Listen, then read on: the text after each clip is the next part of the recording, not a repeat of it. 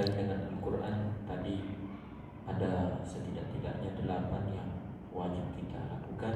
Ya. Satu di antaranya adalah terkait dengan menghafal Al-Quran. Ini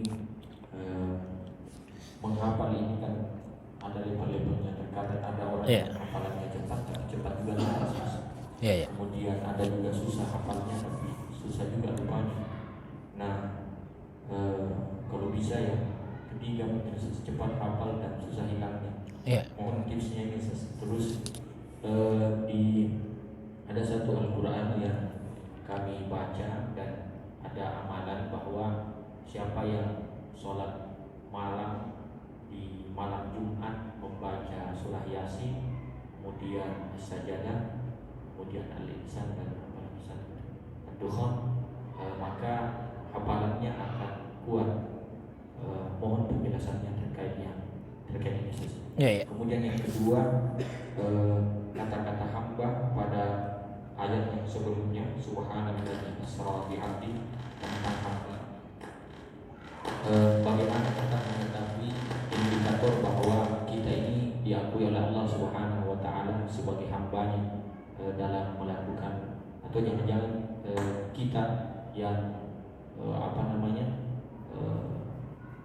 bahwa kita ini mengaku diri sebagai hamba tapi Allah tidak mengakui kita sebagai hambanya. Mohon penjelasan. Oke, baik. Yang pertama ya, tentang amalan untuk menghafal Al-Quran. Tadi udah disebutkan itu. Itu diantaranya terdapat di dalam kitab Khasa'is Al-Ummah Al-Muhammadiyah. Ya, Khasa'is Al-Ummah Al-Muhammadiyah. Kekhususan umatnya Nabi Muhammad sallallahu alaihi wasallam. Nah, di dalam kitab tersebut diceritakan tentang satu amalan yang bisa menguatkan hafalan Al-Quran. Jadi amalan ini disandarkan kepada kisah yang dialami oleh Imam Ali karramallahu wajhah dengan Rasulullah SAW. Imam Ali datang menghadap kepada Nabi, menceritakan tentang hafalannya yang lemah. Kata Imam Ali, kata Rasulullah SAW, wahai Ali, maukah engkau saya ajari suatu amalan yang apabila kamu amalkan maka Allah akan memberikan kekuatan hafalan kepadamu. Maka Imam Ali kemudian menjawab, ajari saya ya Rasulullah. Nabi kemudian mengajarkan untuk bangun di malam Jumat. Kalau bisa di sepertiga malam terakhirnya. Kalau tidak bisa tidak apa-apa, di pertengahan malam saja. Kalau tidak apa-apa juga tidak apa-apa, boleh di awal malam. Ya, tapi yang paling baik di sepertiga malam yang terakhir. Kemudian wudhulah dengan sempurna, sesempurna yang kita bisa. Setelah itu salat 4 rakaat. Nah, ini namanya salat sunnah taqwiyatul hifzi. Salat sunnah taqwiyatul hifzi, salat sunnah penguat hafalan. Jadi niat di hati. Kalau dilafalkan dengan lisan, usalli sunnata taqwiyatil hifzi 4 rakaat lillahi ta'ala. Saya niat salat sunnah penguat hafalan 4 rakaat karena Allah Ta'ala.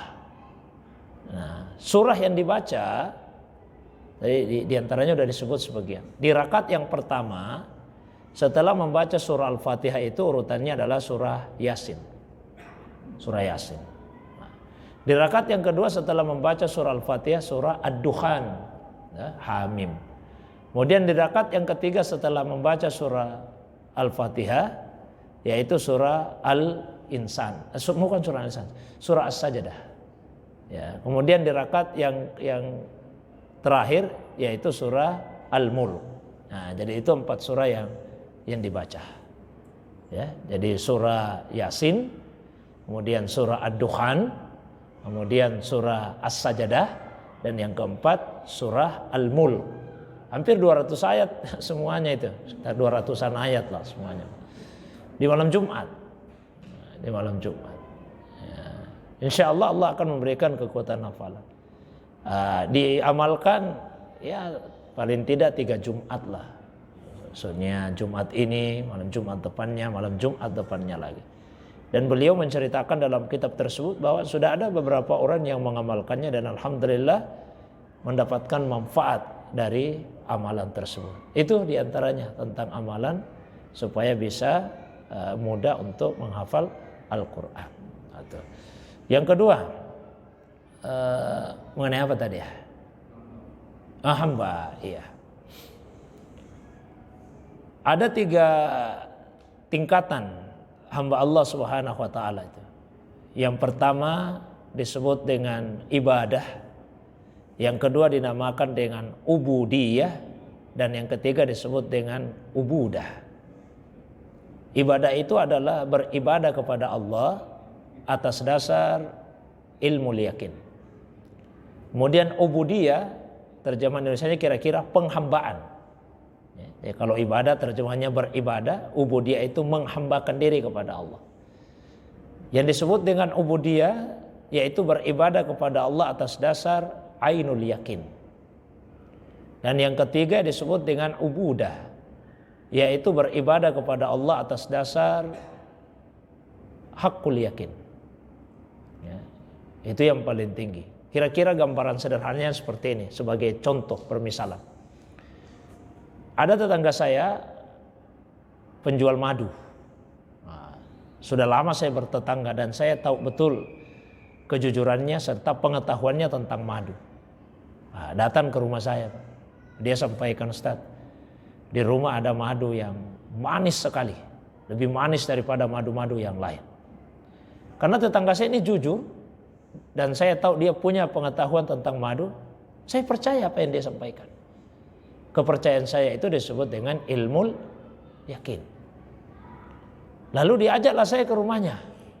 Begitu saya sampai di rumahnya, diambil 1 cangkir madu tersebut. Oh, disuguhkan di depan saya. Wah, ini Ustaz, madu yang saya ceritakan tadi.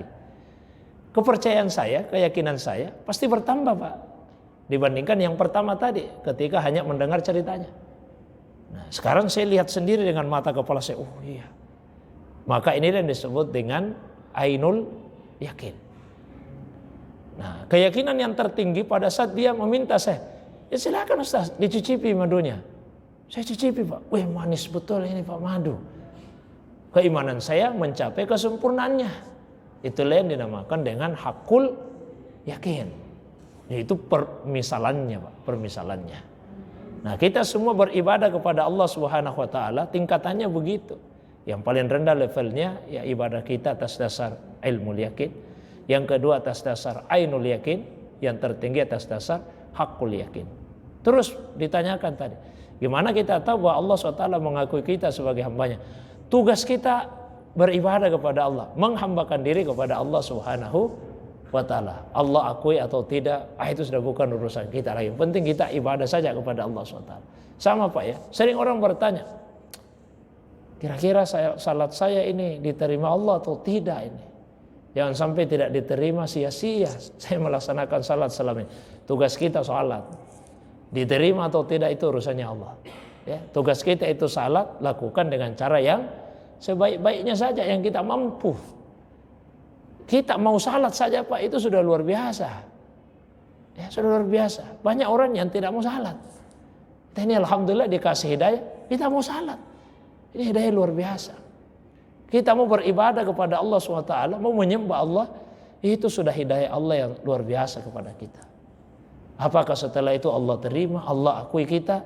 Itu sudah urusannya Allah Subhanahu wa ta'ala. Asal ya kita sungguh-sungguh beribadah kepadanya, sungguh-sungguh menghambakan diri kepada Allah Subhanahu wa ta'ala. Luruskan niat kita. Dan yang paling utama, bersihkan hati kita dari sifat kesombongan, dari sifat takabur. Karena ciri utamanya hamba Allah itu adalah tidak boleh sombong. Itu ciri utamanya. Itu ciri yang paling utama. Wa ibadur rahman, dan hamba-hamba Allah yang penyayang itu allazina yamsuna alal ardi hauna, yaitu mereka yang berjalan di muka bumi ini dengan hauna, dengan merendahkan diri. Ya, merendahkan diri kepada Allah SWT, jauh dari sifat kesombongan. Maka jika di hati kita masih ada sifat takabur, kita tidak akan bisa lulus sebagai hamba Allah Subhanahu wa ta'ala. Mungkin itu sederhananya. Wallahu a'lam bishawab.